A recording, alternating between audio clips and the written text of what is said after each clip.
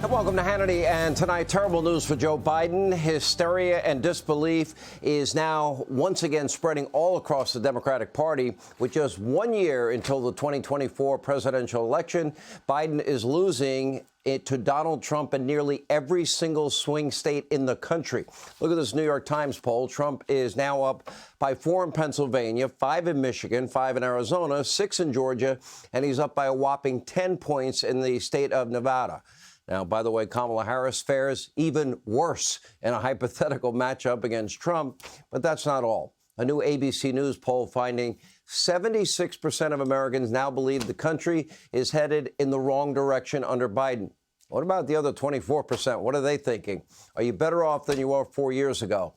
Now, if these numbers hold, Biden won't just lose, he would get blown out. And needless to say, the mob, the media, they are in a complete state of meltdown and panic. Watch for yourself. New York Times has a poll out this morning showing that Donald Trump is leading in 5 out of the 6 big battleground states. Now, presidents have come back in the past, Ronald Reagan, Barack Obama, but this is tough news for Joe Biden. Look, this is a wake-up call. This is frightening for not just the Biden White House, not just for Democrats, but for anybody who fears what a return to a Trump presidency would mean. He can win. The New York Times poll is not the first one to say this. He can win. So some Democrats seemingly are starting to wake up. Former top advisor to Barack Obama, David Axelrod, is all but begging Joe Biden to step aside. On X, he questioned whether Biden's re-election bid is good for the country. Meanwhile, Biden fanboy Billy Crystal, he tweeted, quote, "It's time to pass the torch to the next generation. It's time for Biden to announce he won't run in 2024. Now, more and more Democrats are now coming forward to state the obvious. Joe Biden is a failed president who is not up to the job. I challenge any of you out there to tell me one thing that he has done, one policy success he has had. He is weak, he is frail, and we all know he's a cognitive mess. And today, as per usual, Biden struggled to simply communicate. Take a look. Take a seat if you have one. And if I say anything you don't like, don't jump, okay?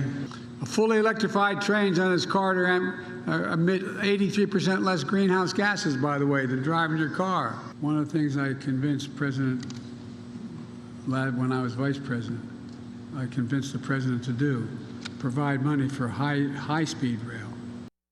Mumbling, bumbling, stumbling. At one point during the speech, Joe once again treated the crowd to one of his favorite tall tales. Just to boot. Take a look. I won't get him into complete trouble. Just tell his first name. He was number 2 in seniority at the time, Angelo.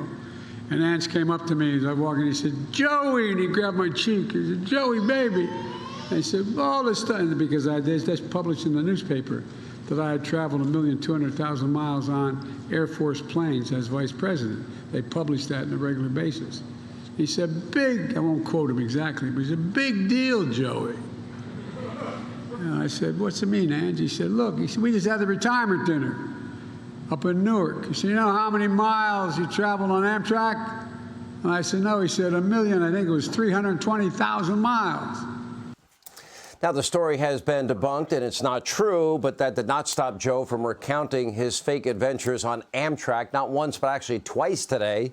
In terms of both competency and results, Biden is the single worst president in the modern era. Now, the only election pitch from Democrats in 2024 is Donald Trump, if he's the candidate, is very scary. Now, to bolster this message and keep Trump off the campaign trail, the weaponized justice system of Joe Biden has gone to war against one man, one family, and one organization. 91 felony indictments and other civil charges in several different states and jurisdictions, all perfectly timed to impact the 2024 election, even though these charges could have been filed years ago. Now, of course, these are all heavily Democratic districts or jurisdictions. In other words, the jury pool will hate Donald Trump and Republicans, and the odds are very high that any prominent Republican cannot receive a fair trial, at least in my opinion, in New York or D.C. or Fulton County, Georgia. The only real chance for fairness would be post-conviction when the verdicts are appealed. Case in point, New York's unprecedented civil fraud trial against Donald Trump. It was brought by New York's Democratic Attorney General Letitia James. Remember, she campaigned on getting Donald Trump. And the judge in the case, this guy, Arthur and Goron is also a devout Democrat who clearly hates Donald Trump. And today, during Trump's testimony, the judge basically imploded, screaming at Donald Trump's legal counsel, quote, "I beseech you to control him if you can. If you can't, I will. I will excuse him and I will draw every negative inference that I can." At one point, the judge loudly proclaiming, quote, "No, I'm not here to hear what Trump has to say." I'm like, what are you there for? Shouldn't he want to hear from every witness? Apparently not. But really, why would the judge care what Trump has to say when he's already made his mind up?